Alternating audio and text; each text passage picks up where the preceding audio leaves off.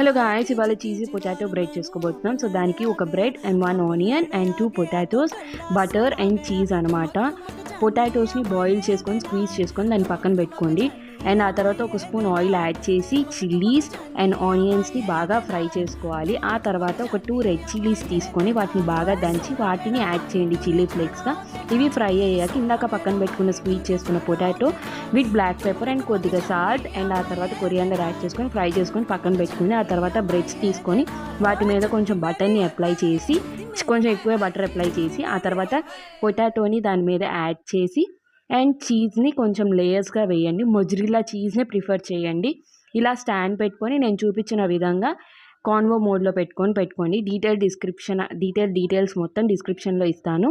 And ఆ తర్వాత time అయ్యాక తీసి, నాకు కొంచెం చీజీ లేయర్ రాలేదు ఎందుకంటే నేను నార్మల్ చీజ్ చేశాను కాబట్టి. That's it guys, hope you like it. Tada, bye bye.